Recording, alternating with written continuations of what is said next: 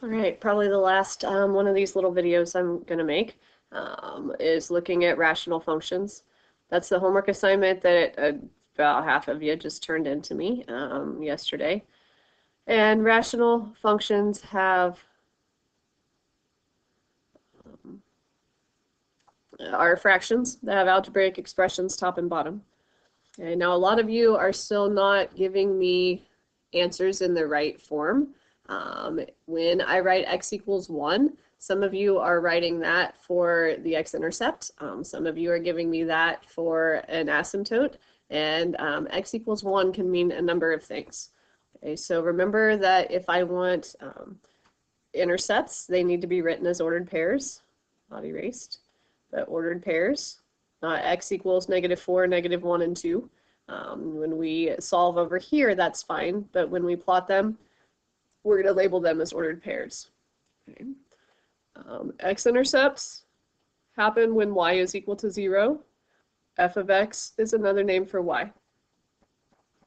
If I have a fraction equal to 0, that means the top has to be 0. So I only worry about and work with the top. Okay, again, if tell me that the x-intercept is the ordered pair -3, 0. The y-intercepts happen anytime x is 0. So if I plug in 0 for x, I get -3 for y. Didn't mean to do that, where they were both the same. If I want to find my horizontal asymptotes or my vertical asymptotes, those are equations of lines. Okay, so I need to write them as equations of lines. Vertical and horizontal lines only have one letter in their equation. Okay, not 5x minus 9y equals 18. Okay, but x equals or y equals. Horizontal asymptotes can be determined by first looking at the degree of the top and bottom. If they are the same, then the horizontal asymptote happens at the ratio of those leading coefficients. If the degree on top is bigger, there is no horizontal asymptote. If the degree on the bottom is bigger, then my asymptote is y equals 0. Now, the vertical asymptotes come from the list of numbers that are not in the domain. Okay, the numbers that are not in the domain are any numbers that make the bottom equal to 0. The bottom of this fraction is 0 when x equals 1. Since 1 doesn't make the top 0, then my vertical asymptote is x equals 1. Okay. Didn't mean to make all of those where they worked out to be all the same value. Whoops.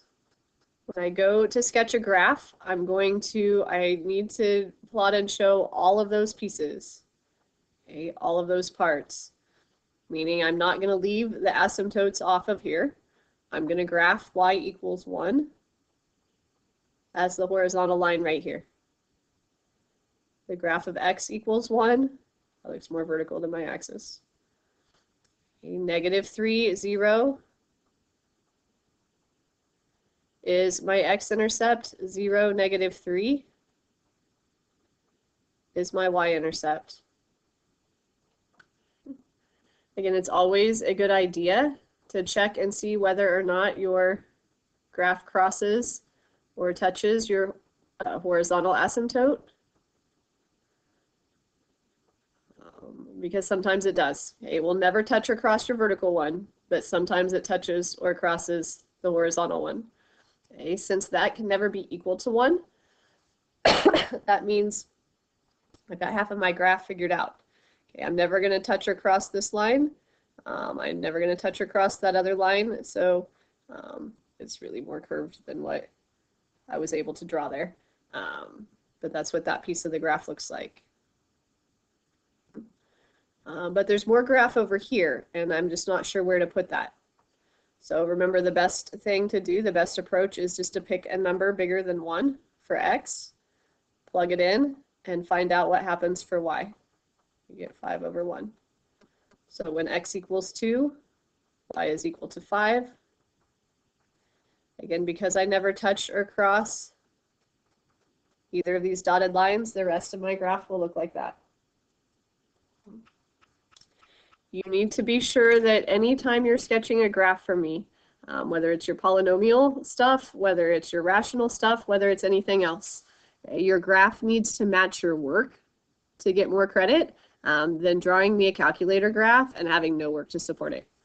Okay? If you graph me a completely wrong graph, but off of the work that you've given me, you're going to get more points than if you give me no work to support a calculator graph. Okay. So give me a shout if you need help with this.